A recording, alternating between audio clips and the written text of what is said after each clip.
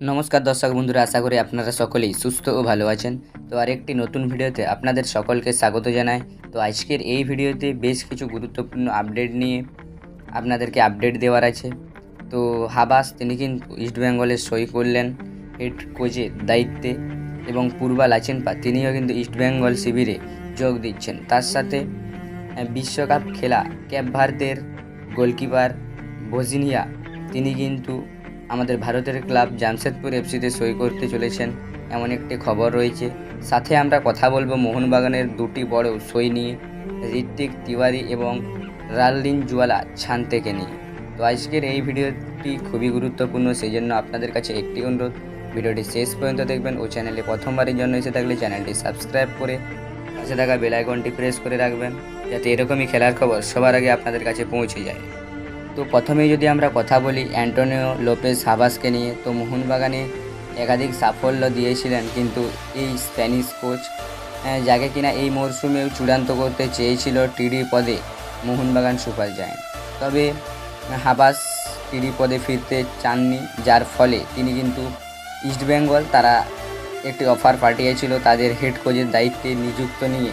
তো সেই অফারে সহমতি জানিয়ে তিনি কিন্তু ইস্টবেঙ্গল এফসিতে সই করেছেন।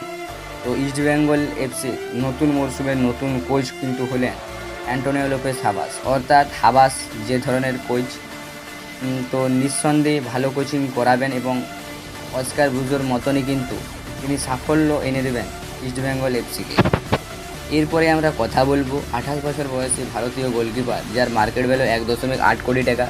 তো এই মরশুমেই মুম্বাই সিটি এফসি দলের সঙ্গে চুক্তি শেষ হয়ে গিয়েছে পূর্বা লাচেনপা। তো এই ফুটবলারকেই কিন্তু সই করতে চলেছে ইস্টবেঙ্গল এফসি। তো পূর্বা লাচেনপা তিনিও কিন্তু মুম্বাই সিটি এফসি দল ছেড়ে ইস্টবেঙ্গলে যোগ দিচ্ছেন, এমনটা খবর রয়েছে। তো খুব শীঘ্রই হয়তো অফিসিয়াল অ্যানাউন্সমেন্ট করে দেওয়া হবে। তো সমর্থকদের মনে একটি প্রশ্ন থাকতে পারে, তাহলে কি রফসু খান সিঙ্গিলকে ছেড়ে দিচ্ছে ইস্টবেঙ্গল? না বন্ধুরা, আপনাদেরকে জানিয়ে রাখি, রফসু খান সিং গিলের সঙ্গেও কিন্তু চুক্তি বৃদ্ধি করেছে ইস্টবেঙ্গল এফসি। এরপরে আমরা কথা বলবো ভজিনহা, যিনি কিনা হলেন ক্যাপ ভার্দের 40 বছর বয়সী গোলকিপার, যিনি কিনা এই ফুটবল বিশ্বকাপে দুরন্ত পারফরমেন্স দিয়েছেন। ক্যাপ ভার্দের অন্যতম ফুটবল কিন্তু আমরা দেখেছি এই বিশ্বকাপে, যদিও বিশ্বকাপ থেকে ছিটকে গেলেও যেভাবে তারা লড়াই দিয়েছে দেখার মতন। যারা বিশ্বকাপ দেখেন তারা হয়তো জেনে থাকবেন এই ভজিনহা কে। তো এই ভজিনহা, যাকে এই মুহূর্তে বিদেশের এবং সৌদি আরবের একাধিক বড় বড় ক্লাব তাদের দলে নিতে চাইছে, এই পরিস্থিতিতে একটি বড় রিউমার বেরিয়ে এসেছে।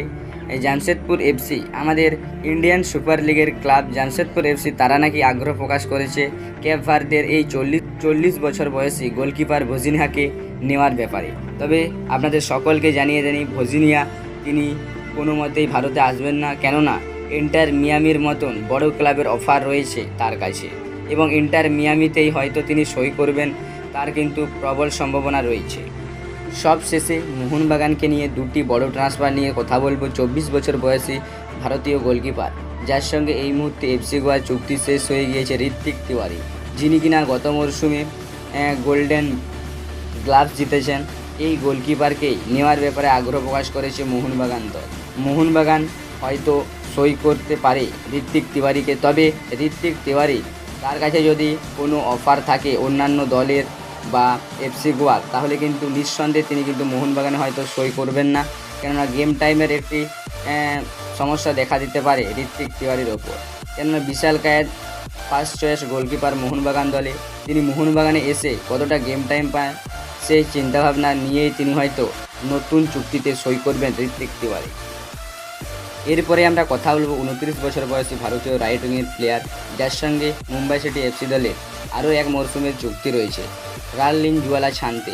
তো মোহনবাগানের 2024 থেকে পছন্দের সই কিন্তু এই লালিং জুয়ালা ছানতে।